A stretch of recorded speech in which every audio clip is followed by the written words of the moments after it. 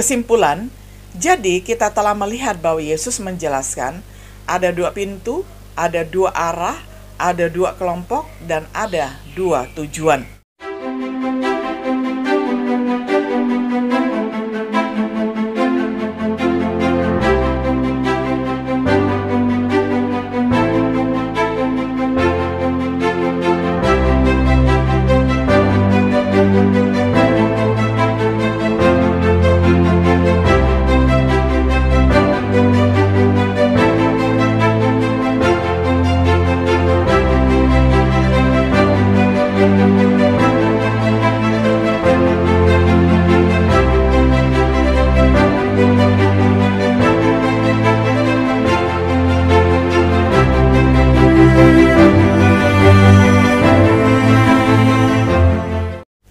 Shalom sahabat setia yang dikasihi oleh Tuhan.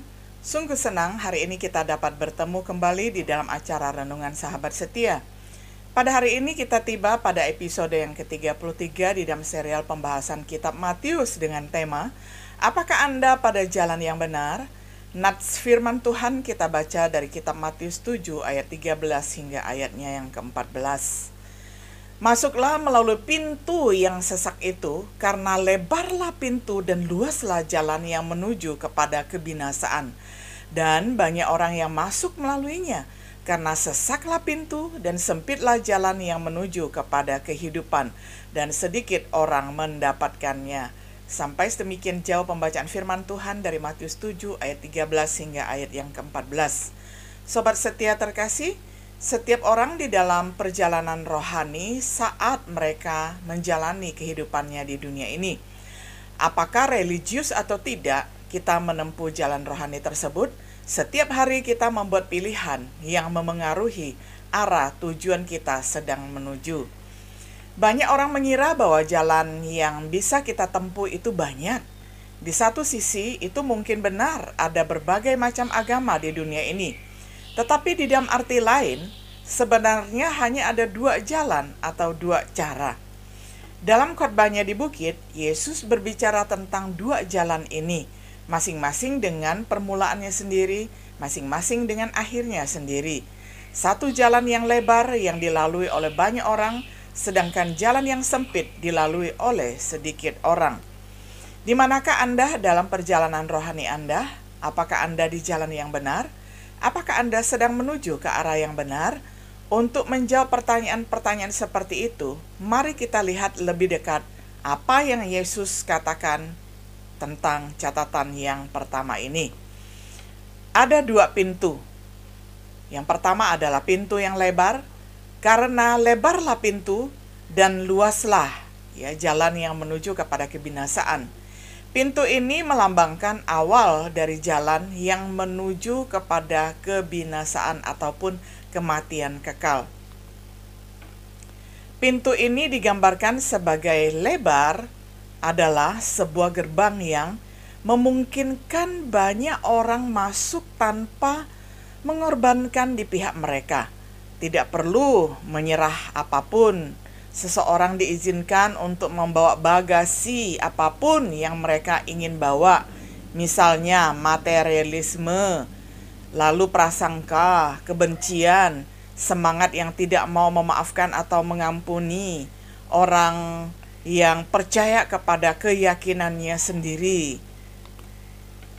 Karena itu dipilih oleh kebanyakan orang, karena tidak ada batasan tentang keyakinan dan tingkah laku mereka. Ini juga membuka jalan menuju jalur dengan resistensi paling rendah. Lalu pintu yang sempit, karena sesaklah pintu dan sempitlah jalan. Pintu ini melambangkan awal atau titik awal menuju jalan kehidupan ataupun kehidupan kekal. Mengapa sempit? Karena itu adalah pintu yang membutuhkan penyangkalan diri dan ketaatan kepada Tuhan dan firman-Nya. Tidak memiliki ruang sama sekali untuk keinginan mengkonsumsi barang-barang duniawi. Jiwa tidak mau mengampuni, tidak ada ruang untuk mengikuti kebenaran diri sendiri. Seperti yang Yesus telah tekankan di dalam khotbahnya di bukit, kedua pintu ini hanyalah titik awal Sekarang, mari kita melihat lebih dekat pada fakta bahwa yang kedua, ada dua jalan. Jalan yang pertama adalah jalan yang luar biasa lebarnya. Jalan ini adalah jalan menuju kebinasaan karena memungkinkan perilaku apapun yang diinginkan pada orang yang ingin melewatinya. Tidak perlu reformasi atau perubahan di dalam gaya hidup seseorang. Banyak orang menyukai jalan ini. Mereka pikir bahwa mereka dapat kebebasan sebebas-bebasnya. Mereka percaya bahwa mereka mempunyai pikiran yang terbuka.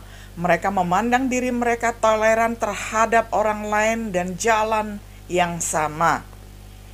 Lalu, jalan yang terbatas ataupun jalan yang sulit, ini adalah pilihan yang kedua. Itu menurut NIV ataupun New International Version, dikatakan sempit jalannya. Lalu jalannya sempit itu dikatakan di dalam New American Standard Bible, itu adalah sempit jalannya King James Version. Nah, salah satu jalan yang sempit dan sulit di antara kedua-duanya, sehingga di kiri kanannya terdapat tebing ya. Jadi ini adalah jalan yang sungguh sempit dan kemudian sedikit sekali orang yang dapat melaluinya. Jalan menuju kehidupan ini sulit karena membutuhkan kebenaran yang melebihi banyak orang beragama.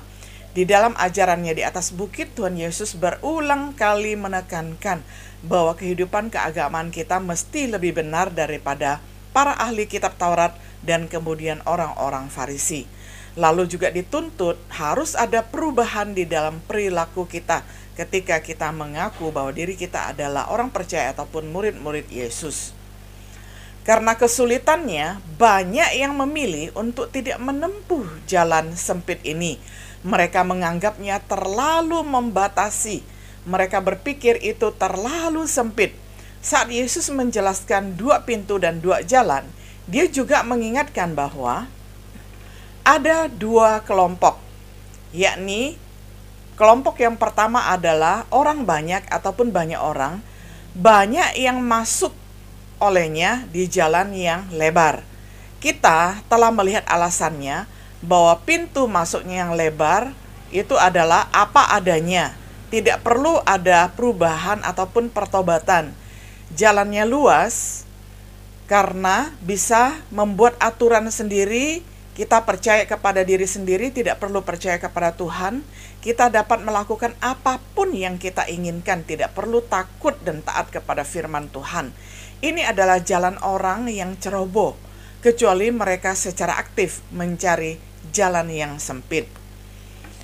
Kemudian ada beberapa orang, kelompok yang kedua, hanya sedikit yang menemukannya, yakni menemukan jalan yang sempit ataupun dapat masuk ke jalan yang sempit tersebut.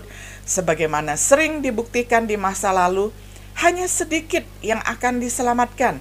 Misalnya, jutaan orang hilang ataupun mati tenggelam di dalam banjir universal versus 8 orang yang diselamatkan di dalam Bahtera Nuh. Kita tahu yang masuk di dalam Bahtera Nuh selain adalah binatang-binatang yang halal dan haram, hanya 8 orang manusia yang selamat, yakni Nuh dan istrinya, 3 orang anaknya, dan 3 anak mantunya. Jumlahnya adalah 8 orang.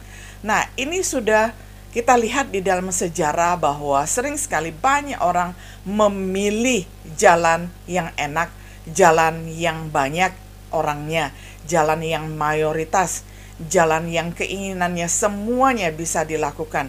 Sedangkan jalan menuju keselamatan kadang-kadang orang tidak mau memandang, dan bahkan sempat Nabi Nuh pasti dianggap edan ataupun gila karena mempersiapkan bahtera di atas gunung.